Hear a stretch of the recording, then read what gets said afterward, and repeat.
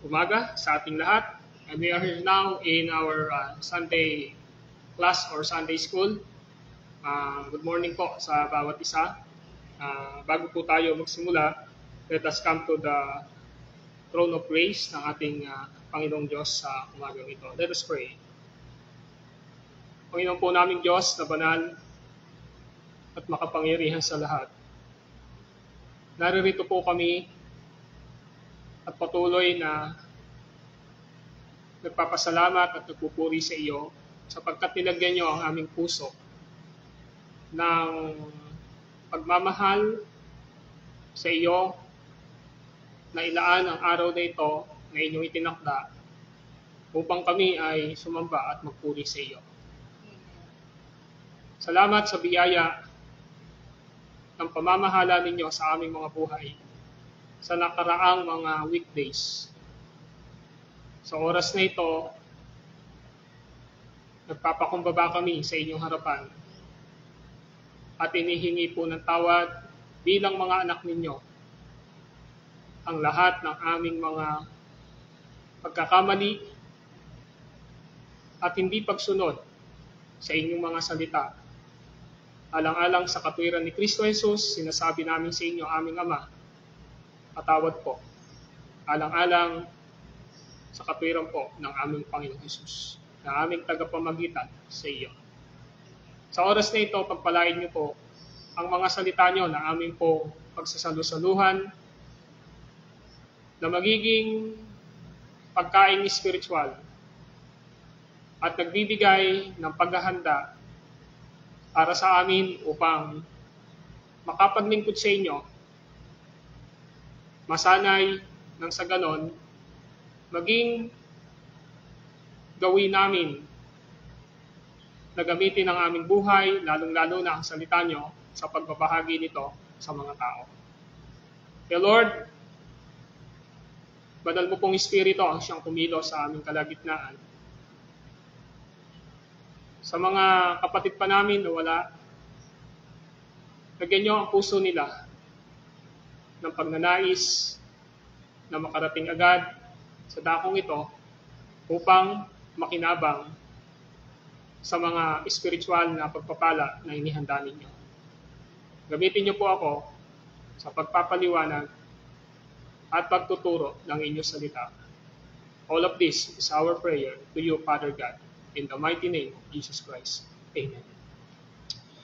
Now we are in the last topic regarding po sa pag-aaral natin sa Apostle Creed. At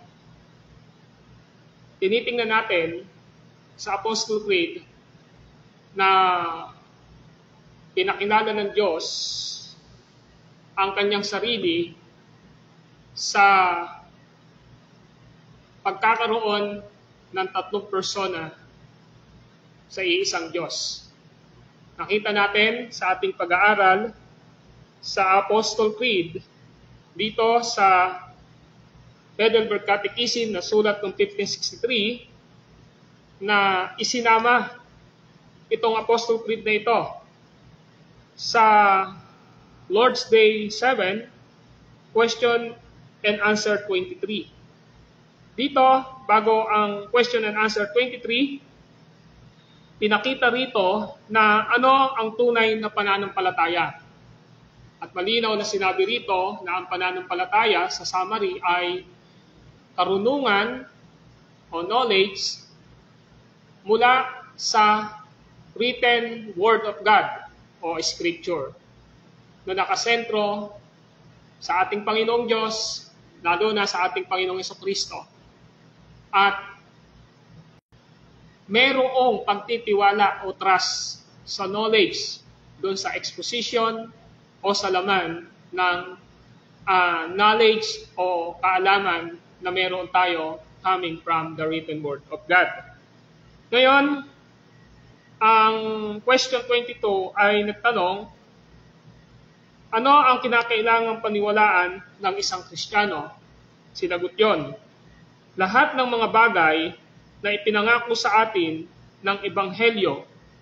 So, yung Ebanghelyo na ipinangako At napakaganda na ang ebanghelyong ito na ipinangako ay nabubuod sa nasasaad sa mga kinikilalang artikulo ng Kristiyanong pananampalataya. Ano ba ang Kristiyanong pananampalataya ng ipinangako ng ebanghelyo na binuod?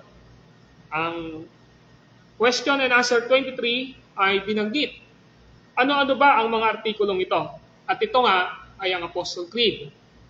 Ang sabi po ng Apostle Creed ay ganito na naisulat, humigit kumulang sa 3 siglo. Sumasampalataya ako sa Diyos Amang makapangyarihan sa lahat, na lumalang ng langit at lupa, at kay Jesucristong bugtong na anak niya at ating Panginoon, na sa hiwaga ng Espiritu Santo ay pinanganak ni Birheng Maria, nagdusa sa hatol ni Poncio Pilato, ipinako sa krus, namatay at nililibing, bumaba sa dako ng mga patay. Sa 3 araw ay nabuhay na muli, umakyat sa langit, at nakaluklok sa kanan ng Diyos Amang makapangyarihan sa lahat.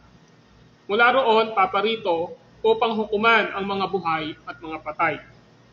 Sumasampalataya ako sa Espiritu Santo, sa banal na iglesyang laganap, sa kapulungan ng mga taong binanal ng Diyos, sa kapatawaran ng mga kasalanan, sa muling pagkabuhay ng katawan, at sa buhay na walang hanggan. Yan ang Apostle Creed. Sabi ko dito sa Lord's Day 24, this is the conclusion ng Apostle Creed. At dito ay ating makikita ang 3 katanungan.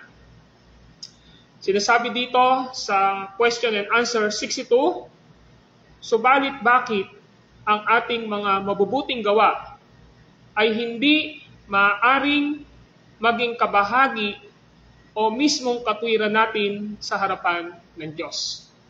So ngayon, naligtas tayo sa buod ng Ebanghelyo na ipinakilala at isinulat ng dokumento ng Apostle Creed. Malinaw na pinakikita sa atin ngayon dito na kinaklarify, nililinaw na ang Diyos lamang ang nagligtas sa atin. Ang Diyos Ama ang pumili ng kanyang mga iniligtas na hinirang bago palalangin ang sanlibutan ayon sa Efeso chapter 1 verse 4. Malinaw din sa 1 Peter chapter 1 verse 2 and even in Romans chapter 8 verse 29 to 30. Doon sa Ephesians chapter 1 verse 6, pinakita ron na ang ating Panginoong Jesucristo ang siyang tumubos. At sa 1 Peter chapter 1 verse 2, pinakita rin doon na ang ating Panginoong Jesucristo ang tumubos. At sa Ephesians chapter 1 verse 11 to 13, pinakita doon yung gawa ng banal na Espiritu sa lahat ng tinubos ni Kristo. At ganun din sa 1 Peter chapter 1 verse 2 and especially in Romans chapter 8 verse 29 to 30. Subalit ngayon, malinaw na sinasabi sa atin na we are saved because of the work of God. Sa kanyang plano, sa walang hanggang nakaraan, bago pa niya lalangin ang sanlibutan, sa kanyang pag-execute, pagsasagawa nito, sa pamamagitan ng kamatayan ni Kristo sa krus, at sa pamamagitan ng pag-a-apply nito. Walang iba kundi sa pamamagitan ng kilos ng banal na Espiritu. Dito sa Lord's Day 24, question and answer 62, ay nililinaw sa atin na yung ating mabubuting gawa, after natin na maligtas, yung mabubuting ginagawa natin na bunga ng kaligtasan natin, ay hindi po ito ang mismong katwiran natin sa harapan ng Diyos. Bakit po? Kasi kung ang katwiran natin o pagiging righteous natin sa harapan ng ating Panginoong Diyos ay sa pamamagitan ng mabubuting gawa o good works, mababaliwala po ang complete works ni Jesus sa cross. At wala po tayong assurance ng kaligtasan. Kaya kahit tayo ngayon na mga naligtas na, mga mananampalataya na kay Kristo, yung mga ginagawa natin ngayon, hindi po ito ang nagiging basis ng ating salvation para maging matuwid tayo sa harapan ng Diyos.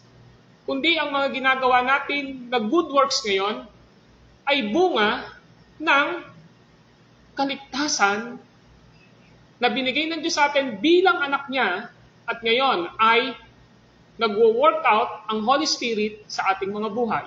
Kaya, ang tanong, subalit bakit ang ating mga mabubuting gawa ay hindi maaaring maging kabahagi o mismong katwiran natin sa harapan ng Diyos? Sinagot po yan.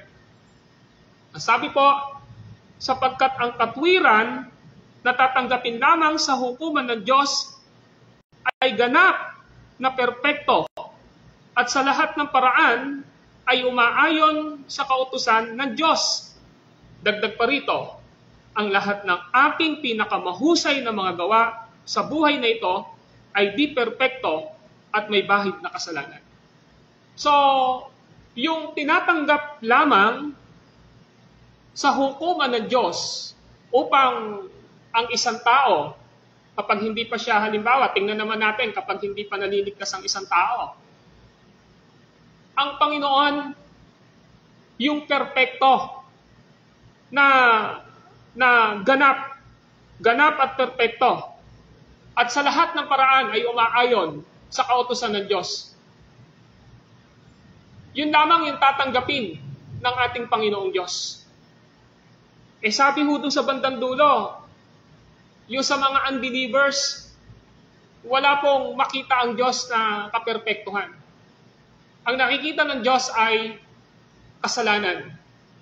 Sa madalit salita pa nga, ang sabi ng Romans 1:18, nahayag sa langit ang puot ng Diyos laban sa lahat ng kalapastanganan at kasamaan ng mga taong sumisiil sa katotohanan. Malinaw din po yan sa Efeso chapter 2, verse 1. Because of we are spiritually dead before. Noon dati, tayo ay mga patay sa spiritual na aspeto dahil sa ating mga kasalanan at pagsalangsang sa Diyos.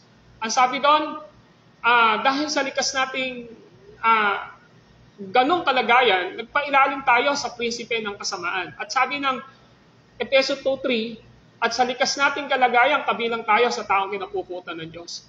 Ibig sabihin, walang sino man na pwedeng maging matuwid sa harapan ng Diyos bago siya maligtas, na magsasabi na kaya niyang maligtas dahil sa kanyang mabubuting gawa. Lahat tayo ay maruming basahan sa harapan ng Diyos. Ngayon, sino po ang perpekto at talagang ganap na sa lahat ng paraan ay umayon o ginawa ang kautusan, yung 613 na law? Wala pong iba yan kundi ang ating Panginoong Jesucristo. He is the perfect sacrifice sa cross. Kaya nga nung ang ating Panginoong Jesucristo ay nakita ni Juan the Baptist, ang sabi niya, narito ang kordero ng Diyos na nag-aalis ng kasalanan ng sanlibutan. Malinaw po yon na si Kristo lamang ang tinatawag na ganap at perpekto. Siya po ay ganap at perpekto, sa lahat ng paraan ay umayon sa kautusan, at sa pamamagitan po nun, siya lamang ang magiging basihan ng Diyos Ama upang ang makasalanan ay tanggapin sa hukuman o sa harapan ng Diyos. Paano ba nangyayari yon?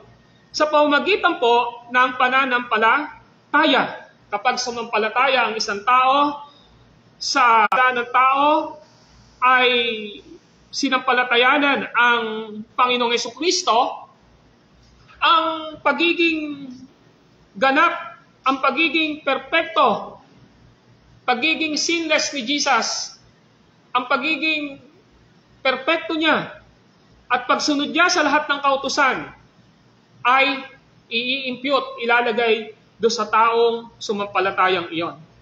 Kaya po, yun yung basis ng ating pagiging matuwid sa harapan ng Diyos. Yun yung basis kung bakit tayo tinatanggap ng Diyos. Ang basihan kung bakit tayo tinatanggap ng Diyos sa kanyang harapan ay hindi dahil sa ating katwiran, kundi dahil sa katwiran ng ating Panginoong Jesucristo, sa kanyang pagiging ganap na perpekto, sa kanyang pagiging pagsunod sa lahat ng kautusan. Ngayon, puntahan natin na pagkatapos nating maligtas, pagkatapos nating masave sa ating buhay, ngayon bilang mananampalataya, kahit na ang pinaka mabubuting gawa natin, hindi pa rin yon ang basis ng Lord bakit niya tayo tinatanggap na matuwid. Yun yung dapat nating maintindihan. Kaya kahit ngayon mananampalataya na tayo, yung mga good works na ginagawa natin, yung mabubuting ginagawa natin, ay hindi ho yun yung basihan ng Diyos para tingnan niya tayo na matuwid. Tingnan niya tayo na banal. Ang tinitingnan lagi ng Diyos sa atin ay yung ginawa ni Kristo sa krus na ating pinapanampalatayanan. Kaya nga ho, kung ang basihan lang ng Lord sa atin para tanggapin niya tayo araw-araw sa kanyang harapan na maging matuwid, at magiging basihan lang ng Lord sa atin para magkaroon tayo ng katiyakan ng buhay na walang hanggan ay yung mga good works na ginagawa natin, ang katotohanan po doon, wala akong papasa sa atin. Wala akong papasa sa atin. Kung ang usapin, para tayo ay maging matuwid lagi sa harapan ng Diyos, kung ang usapin, para tayo ay magkaroon ng katiyakan ng kaligtasan, ay yung mga mabubuting ginagawa natin ngayon, wala akong papasa sa harapan ng Diyos. Bakit po? Kahit po mananampalataya na tayo, kahit na mga anak na tayo ng ating Panginoong Diyos, ang bawat isa sa atin ay hindi ho perpekto na nakapapamuhay. Hindi tayo perpekto na nakapapamuhay sa harapan ng Diyos na sa buong maghapon ay hindi nakakagawa ng kasalanan. Tandaan natin, sabi ng Romans chapter 3, may kasalanan sa pag-iisip, may kasalanan sa pananalita, at may kasalanan sa gawa. Kaya kahit tayo ngayon ay mananampalataya na, ang tinitingnan palagi ng Diyos sa atin, bakit tayo matuwid sa kanyang harapan, bakit tayo may katiyakan ng buhay na walang hanggan, ay dahil kay Kristo na ating pinanampalatayanan. Kung atin lamang titingnan, nasabi rito, dagdag pa rito, ang lahat ng akin o ng ating pinakamahusay na mga gawa sa buhay na ito ay hindi perpekto at may bahid ng kasalanan. Hindi po perpekto ang pamumuhay natin sa mundong ito. Lahat ng ginagawa natin araw-araw ay may bahid ng kasalanan. Ang sabi ng Isaiah chapter 64 verse 6, if you want to open your Bible, in Isaiah chapter 64 verse 6, ano ang sabi ni Prophet Isaiah? Sa Isaiah chapter 64 verse 6, now listen, ang lahat sa amin, pawang nagkasala. Ang aming katulad, kahit anong gawin, ay dumindi hamak. Ang nakakawangki ng sinapit namin, mga dahong lagas sa simoy ng hangin, tinatangay, at ito ay pinapadpad. Ito yung sinasabi ng Panginoong Diyos sa bansang Israel. Nang panahong isulat, ni Propeta Isaiah ito na pinasulat ng Diyos. Tandaan natin, the Israelite is a chosen nation and they are the typology of the church. Sila po ay typology ng church dahil in the Old Testament, ang Israel ay bayan ng Diyos. Sila ang iglesia, sila ang assembly ng Diyos sa lumang tipan. Pero ano ang sabi ng Panginoong Diyos through Prophet Isaiah? Ang sabi ron, ang lahat sa amin, pawang nagkasala. So, ibig sabihin, yung bansang Israel, na pinili ng Diyos, na kalipunan ng mga niligtas ng ating Panginoong Diyos sa Israel, malinaw na sinasabi ng Diyos through Prophet Isaiah na ang lahat sa amin, pawang nagkasala. So, ibig sabihin, walang isa man sa kanila na hindi nagkakasala. Kaya sabi pa ron, ang aming katulad, kahit anong gawin, dumindi hamak. Kaya nga si Lord, sa bansang Israel, lagi siyang may reklamo, lagi siyang may sinasabi through the prophet, na ang mga tao, in their everyday life, ng panahong iyon, may bahid na kasalanan. Adulterous, idolatry, lahat nasa kanila. Well, malinaw din naman sa panahon ni Jesus Christ, sinabi niya, na hindi tayo nagkakasala dahil lamang binayolate natin ang Ten Commandments. Malinaw na sinabi ni Jesus Christ sa Beatitude from chapter 5 ng Mateo hanggang chapter 7 na lagi niya sinasabi, ang sino mang tumingin sa isang babae, binanggit niya ron, o sino man tao na may taglay na pagnanasa, nangangalo niya na sa puso niya. Di ba? Yun na lagi niya sinasabi. Ang sino bang magsabi na ulol ka, ay mapapahamak siya. Ang sinasabi lagi ni Jesus Christ, we are not literally doing yung mga sinasabi sa Ten Commandments, pero in our minds, nahuhulog tayo sa kasalanan. Sa pananalita natin ay nahuhulog tayo sa kasalanan. Kaya ang sabi niya, ang nakakawangki ng sinapit namin mga dahong lagas sa simoy ng hangin. So ano ibig sabihin dito? We have no weighty, ala tayong bigat when it comes to our own work sa buhay natin upang makalaya tayo sa mga weaknesses natin.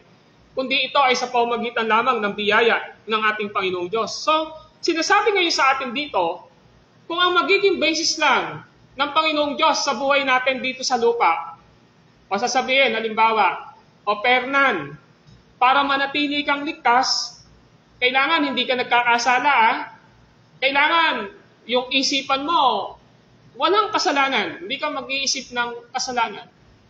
Yung pananalita mo, kailangan walang kasalanan.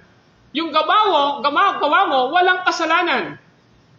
Kung gano'n yung magiging basis para sa harapan ng Diyos, ay tingnan niya akong matuwid at may assurance ng salvation.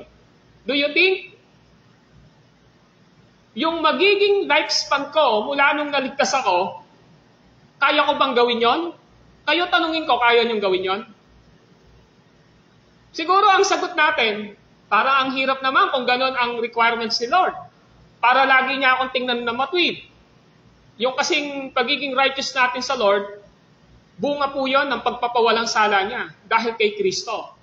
Ngayon, kung ang ginawa ng Lord, sige, pinatawad na kita. Pero, pinatawad na kita dahil sumampalataya ka kay Kristo. Pero, yung halimbawa sinabi niya, yung basihan ng salvation mo, para manatili kang ligtas, para manatili kang anak ko, kailangan sa pag-iisip mo, sa pananalita mo, sa gawa mo, wala kang magiging kasalanan.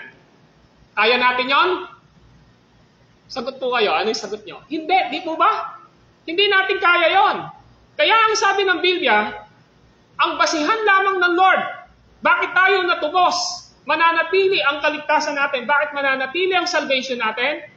Bakit mananatili ang pagtingin ng Diyos sa atin na matuwid tayo at anak niya tayo? Dahil kay Kristo na ating tinanampalatayan. Yun po yun. Kaya, as long as yung ating understanding ng karunungan sa Ebanghelyo ng ating Panginoong Jesucristo, doon tayo yumayakap, doon tayo nagtitiwala, doon tayo nakapundasyon at tumitindig sa natapos na ginawa ni Kristo sa krus, na namatay siya para sa ating kasalanan, upang bayaran ito, akuin niya ang lahat ng ating kasalanan para hindi tayo pumunta sa impyerno, at tayo ay pinakitaan niya na nabuhay siyang muli to prove us na He is a God and to prove us that we have resurrection spiritually and we have eternal salvation. Malinaw po yun. Yun yung sinasabi niya ngayon.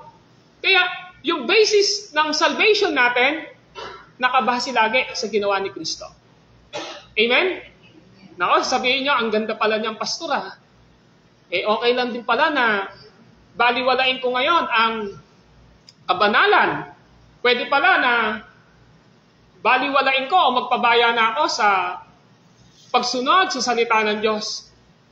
Pwede na palang baliwalain ko na gawin ko na yung gusto kong ginagawa.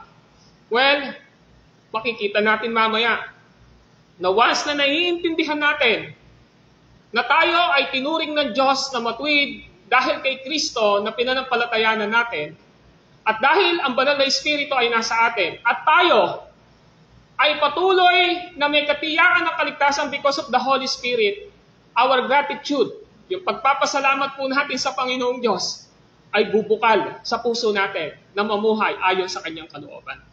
Ito ang sinasabi ngayon ng question and answer 63. Ano? Hindi ba dahil sa ating mabubuting gawa, kaya makakamtam natin ang gantimpala na inilaan ng Diyos sa kasalukuyan at hinaharap? So parang yun yung sinasabi ngayon. Yun yung kaisipan ng marami. Ang kaisipan ng marami na mali, sinasabi nila, di ba dahil sa mabubuting gawa ko, kaya makakamtam ko yung gantimpala na inilaan ng Diyos sa akin ngayon at sa darating na panahon? Ano ba yung gantimpala na yon? Buhay na walang hanggan. So tinatanong ngayon, yung sinasabi ko kanina na tayo ay matuwid sa harapan ng Diyos dahil kay Kristo. Ang salvation natin ay secure o safe, mananatili dahil kay Kristo. Binigyan ngayon ng doubt yung kasunod. Kinwestiyon ngayon yun. Ano? Parang sinasabi ngayon, parang hindi tama yun. Na yung katwiran daw natin ay nakabase lamang sa katwiran ng ating Panginoong Jesucristo at sa kanyang pagiging perpekto at sa kanyang perpektong pagsunod at complete works niya sa cross. So may mga nag-o-object po na gano'n. Sasabihin nila, hindi pwede yan. Ang sasabihin nila, hindi nga ang mabubuting gawa ko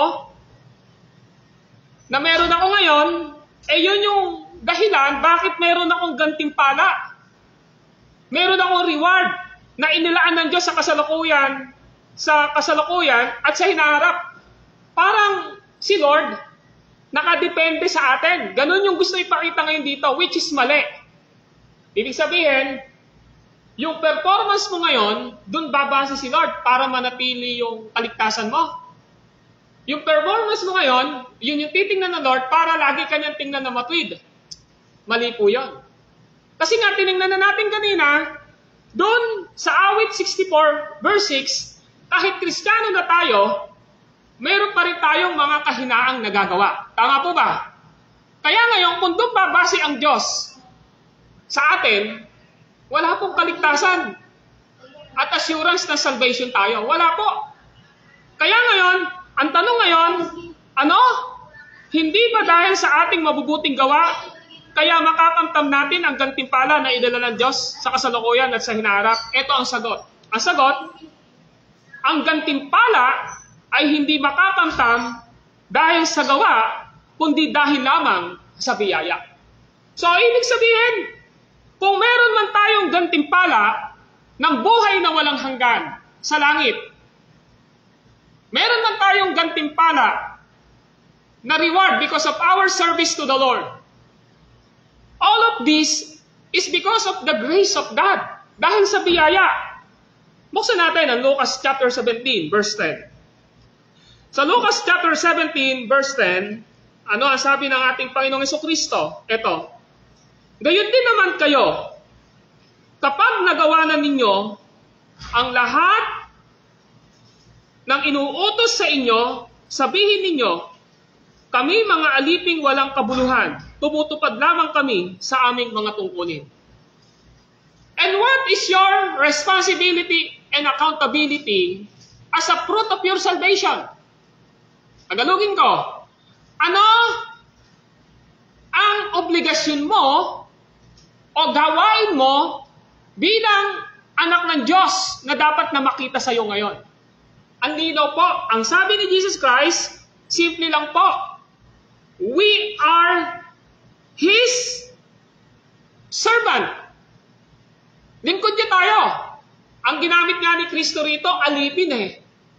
Ang alipin, bond servant. So sabi niya ngayon dito, gayon din naman kayo. Sabi niya sa mga disciples, gayon din naman kayo. Para sinasabi niya sa atin ngayon, mga anak ko kayo ngayon, mga saved na kayo, matuwid kayo sa aking harapan, ligtas kayo. Sabi niya, gayon din naman kayo. Kapag nagawa na ninyo ang lahat ng inuutos sa inyo, God have so many instruction and commandments to us. And that is In the written word of God. Ano, saan mo makikita ang utos ng Diyos? Sa Biblia. Tama po ba? So, meron tayong responsibility and accountability. Ano yon? Sundin natin ang inuutos ng Diyos. Ano yung inuutos ng Diyos? Nasa Bible. Yan yung mga utos ng Diyos sa atin na dapat po nating sundin. Kaya sabi ko sa inyo kanina, bagamat malinaw na ang katwiran natin sa harapan ng Diyos, ang katiyakan ng kaligtasan natin ay hindi nakabase sa good works, pero marirealize natin, we, us, children of God, disciple of Christ, ang sabi niya ngayon, meron tayong tungkulin. And what is our responsibility? Ang sabi niya, kapag nagawa na ninyo, ang lahat ng inuutos sa inyo, may inuutos po ang Diyos sa atin. At ang inuutos ng Diyos sa atin, salita po niya, yun dapat nating sundin. Amen? Kung ano ang sinasabi ng Diyos sa kanyang salita, hindi na ho yun dapat pagdiskusyonan, dapat po nating sundin yun. At ang sabi ngayon ni Jesus, kapag nasunod na natin yun, sabi niya, sabihin ninyo, kami ay mga aliping walang kabuluhan. Ano yung walang kabuluhan dito? Simple lang po. Pinapakita rito na we are not becoming a boastful or become a boastful dahil ginagawa natin, nasasabihin natin. Alam mo, mga kapatid, ako pastor niyo ako. Kaya nananatili ang kaligtasan ko kasi nagpapastor ako. Kaya nananatili ang kaligtasan ko kasi dahil sa good works ko. Ibig sabihin po, nagmamayabang po ako. Tama? Ang sabi ni Jesus, sabihin ninyo na walang kabuluhan. Ano ibig sabihin? Ang sinasabi mo, kahit na yung mabubuting gawa mo ngayon, kung yun lang ang titingnan ng Lord, at magiging sukatan ng iyong kaligtasan at pagiging matuwid sa harapan niya, hindi pa rin po yung sasapat. Bakit? Dahil ang lahat ng ginagawa natin ay may bahid po ng kasalanan. Ano pa sabi ni Jesus? Ang sabi niya, tumupad lang kami sa aming mga tungkulin. Tumupad lang kami. Bigyan ko kayo ng sample. Sa pagiging, good citizen ng bansang Pilipinas, pag pa sinusunod mo yung batas, naghihintay ka ng reward. Lagyan natin ng sample yung traffic lights dito sa kanto. Kapag ka po ba yan, yung traffic lights na yan, gumagana.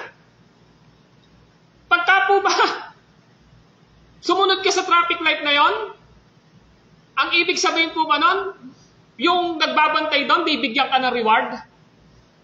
Hindi. Bakit? Tungkulin mo yun eh. Bilang citizen ng bansang Pilipinas, because that is the law of our, ng DPWX, di po ba, mga ng LTO, susundin mo yon.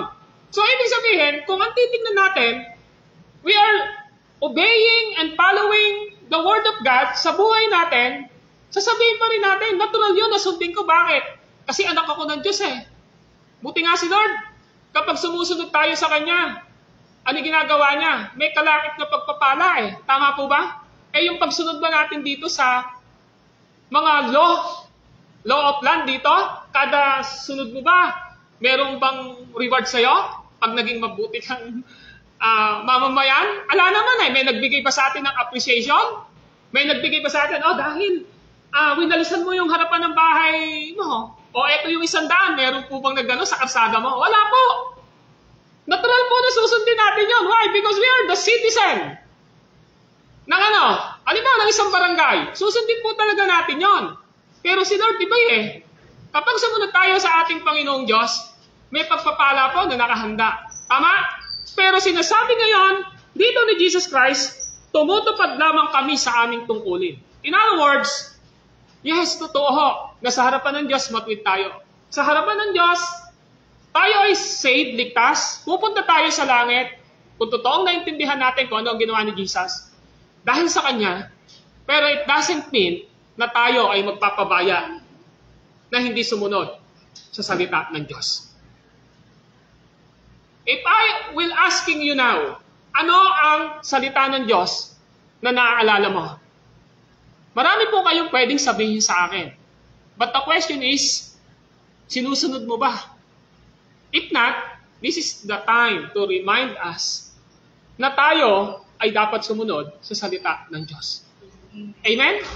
Ngayon, ibig sabihin, yung mabubuting gawa natin ay bunga ng kaligtasan natin na nilagay ng Diyos sa atin. Amen?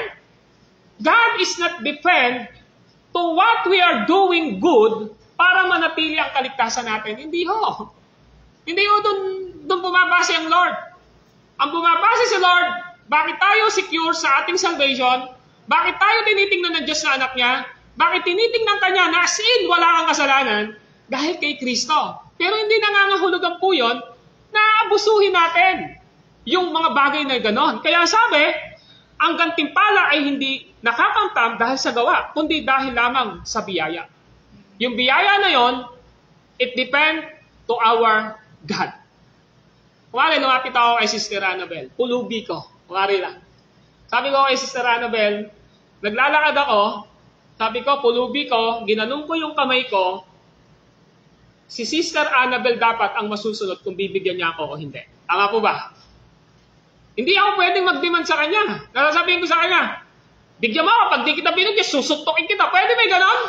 Hindi, nakadepende po sa kanya. And that is her mercy. And that is her grace sa buhay ko. Kung bakit niya ako bibigyan, nakadepende sa kanya. So, ibig sabihin, yung gantimpala na meron tayo, it's always depend sa ating Panginoong Diyos. Amen? So ngayon, dito ako magko-conclude sa question and answer 64.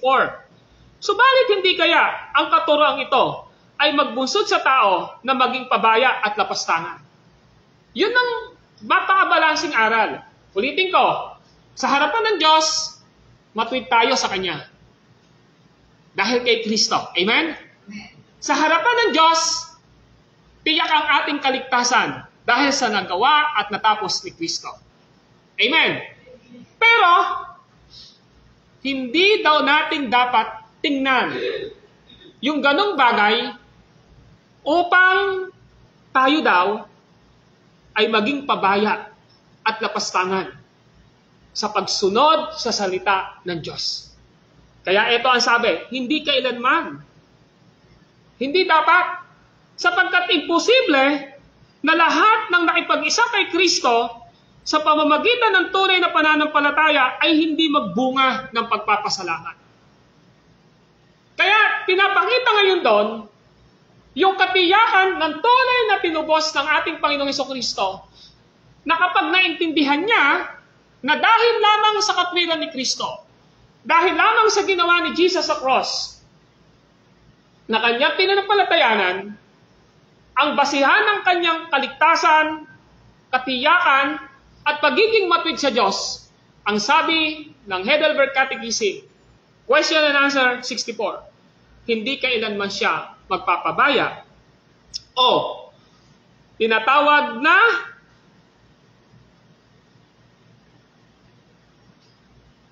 hindi magbubunga ang kanyang pananampalataya. Magbubunga at magbubunga. Halimbawa sa Matthew chapter 7 verse 17. Open your Bible in Matthew chapter 7 verse 17. Matthew chapter 7 verse 17. Ito ho ang sabi na salita ng Diyos in verse 17. Sabi niya, nagbubunga ng mabuti ang bawat mabuting punong kahoy. Subalit nagbubunga ng masama ang masamang bungang kahoy. Ang linaw, di po ba? So sabi ni Jesus Christ, sa gawa makikilala na kung totoo tayong anak ng Diyos. Sa gawa makikilala kung tayo talaga ay totoong matuwid dahil kay Kristo sa harapan ng Diyos at tayo ay may katiyakan ng buhay na walang hanggan dahil sa ginawa ni Kristo.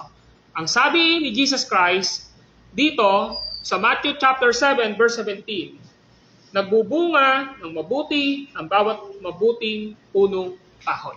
Nagbubunga po. If you are believer, if you are saved, or if you are child of God, there are good fruit sa buhay po ng bawat isa sa atin. Mabubuting bunga. Merong mabubuting bunga. Ngayon, tutuloy ko po. Sabi ng verse 18, eto, hindi maaaring magbunga ng masama ang mabuting punong kahoy, ni ang mabuti ang masamang punong kahoy. So sabi niya, yung mabuting punong kahoy, hindi mamumunga ng masama. Kung ikaw po yung punong kahoy na yon na sinasabi, dapat ba may maging bunga kang masama? Wala, hindi dapat. So ibig sabihin, malinaw na ang totoong naligtas, may mabubuting gawa na makikita sa kanya. Amen? At ang mabubuting gawa na yon, ang nagsasabi ngayon, o kumukonfirma ngayon, na yung totoong taong ito ligtas. Yung totoong taong ito matuwid sa harapan ng Diyos. Yung totoong taong ito may katiyakan ng kaligtasan. Because progressively, meron siyang, good works sa kanyang buhay. Amen? So good works is the fruit of our salvation. Mabubuting gawa. Kaya, progressive po ang pagkakaroon ng good works sa buhay natin. It doesn't mean na born again ka na yung buhay mo palastado na. It is a progressive. Kaya intindihin natin minsan, may mga kapatiran tayo na may weakness pa. Amen? Kasi pag tinanong kita, wari, tinignan mo ako, ba't yan si pastor? Ang dami mong waring komento sa akin. Tanungin din kaya kita, brother, sister, ikaw ba perfecto ka na rin? Meron ka't makikita sa sarili mo. Tama po ba? So ang ibig sabihin dito, mahalaga sa buhay natin na we have assurance of salvation. We have assurance that we are righteous before God sa harapan ng ating Panginoong Diyos.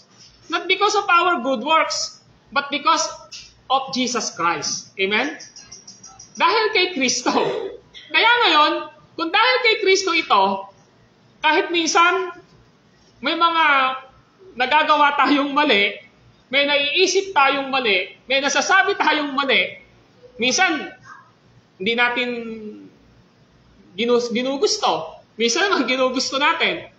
Hindi nangangahulugan po yun na hindi ka na anak ng Diyos. You are a child of God. But God will give us strength to overcome so that we have fruit na mabubuti sa buhay po natin. Or else, God will discipline us sa buhay po natin. Amen?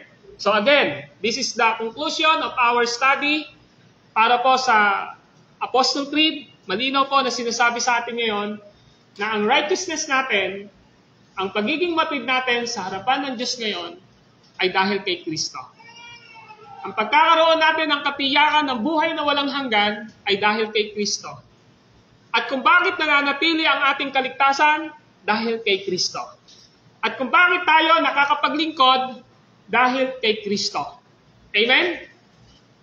At kung bakit tayo nababago sa buhay natin, dahil kay Kristo. At ano ang magiging bunga nun? Good works sa buhay natin na nilalagay ng Diyos sa ating mga puso. Brothers and sisters, let us evaluate ourselves today. Are you saved? Are you righteous before God? You have eternal life? Malinaw po dapat sa atin ang sagot. Indeed or yes, because of Jesus Christ. The second question is, kung na kay Kristo tayo, meron bang patuloy na progressive o sanctification na tayo ay namumunga ng mabubuting gawa based on the Word of God? If we have, we are truly and genuine child of God or children of God. Kung wala po, this is the time na dapat nating ibigay ang buhay natin kay Kristo to receive Him as our Savior and Lord ng ating buhay. Let us pray. Lord, maraming salamat sa umagang ito, sa mga salita nyo na aming napagbulay-bulayan, napag-aralan, at ang aking pundalangin, ang banal niyo pong Espiritu ang magbigay ng patuloy na pangunawa sa mga narinig, mga naaral ng bawat isa. Sabi niyo nga po sa banal na kasulatan, hindi babalik ng walang kabuluhan ang inyong mga salita. Hayaan niyo lamang, Panginoon, nalagyan yung puso namin ng humility. and acceptance. Na kung meron man po na mga aral na nasa puso namin, nasa isipan namin, na hindi ayon sa basihan ng Biblia na pinag-aralan namin, tulungan nyo na mag-unlearn kami. Alisin namin yung mga maling aral na yun. At palitan namin ng aral na narinig namin na nakabase sa inyong banal na kasulatan. Kaya Panginoong Diyos, salamat po. At ang aking pundalangin, manatili po nawa ang inyong biyaya sa buhay namin. Alam namin, Panginoon, na we have so many struggles sa buhay po namin. Ayun lang